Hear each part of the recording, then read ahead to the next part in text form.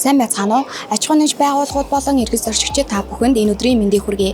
Аялал жуулчлалын улирал эхэлж байгаатай холбогдуулан хэлээр нэвтрэх зорчигчдын тооны мэдих хандлагатай байна. Тэгэхээр яг энэ үед иргэд зорчигчид маань одоо хувийн хэрэглээндээ авч явж байгаа им эмнэлгийн хэрэгслээ улсын хэлээр нэвтрүүлэхэд ямар бичиг баримт бүрдүүлэх вэ? За цаашлаад эрүүл мэндийн нэмэлт бүтээгдэхүүнийг хэлээр нэвтрүүлэхэд юун дээр анхаарах вэ гэх асуулт одоо гайлийн байгууллагад их хөвчлэн тавьдаг.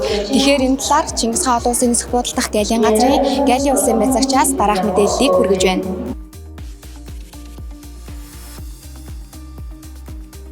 Эмнэлгийн хэрэгслийн шинжилсэн найруулга нь 2024 оны 10 дугаар сарын 1-ээс эхэлж мөрдөгдөж эхэлсэн.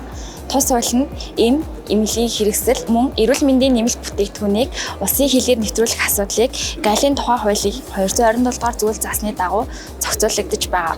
Улс хоорондын үйлчилгээний төмөр зам, автобус, хөлөг онгоц болон зорчигчийн хувийн тээврийн хэрэгслээр зорчигч нь өөрийн болон гэр бүлийн тухай хуулийн 3.1-4-т заасанчлан эмнэлгийн хэрэгсэл мөн түнчлэн эрүүл мэндийн нэмэлт бүтээгдэхүүнийг зорчигчийн хувийн хэрэглээний эмнэлгийн хэрэгсэл эрүүл мэндийн нэмэлт бүтээгдэхүүн гэж ойлгож болно.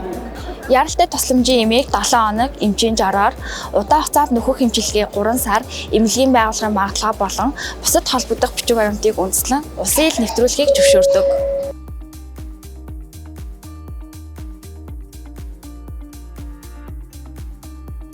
Хүний бие махбодыг дэмжих зорилготой мөн хүнснээс гадна нэмэлтээр хэрэглэх байгалийн болон нийлэг гаралтай тарилгаас бусад бүтээгдэхүүнийг эрүүл мэндийн нэмэлт бүтээгдэхүүн гэдэг.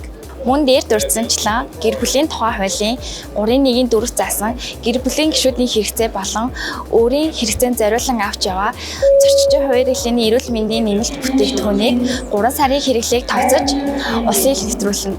3 сарын хэрэглээг тооцохдоо тухайн бүтээгдэхүүний хэрэглэх зааврыг үндэслэдэг.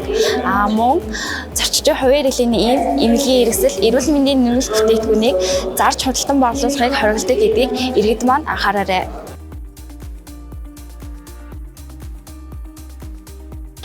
Хувийн хэрэглээнд улсын хэл нэвтрүүлэхийг хориглодог ийм бэлтгэлүүд гэж байдаг. Түүнээс дурдах юм бол антибиотик тариа, суцаар сэлбэх шингэн, мансууруулах болон сэтгэс нөлөөлөх юм, цусны бэлтгэн сэв орлох юм, мөн нийтлэг дархлаажуулалтанд хэрэглэх юм зэргийг улсын хэлээр нэвтрүүлэхийг хориглодог.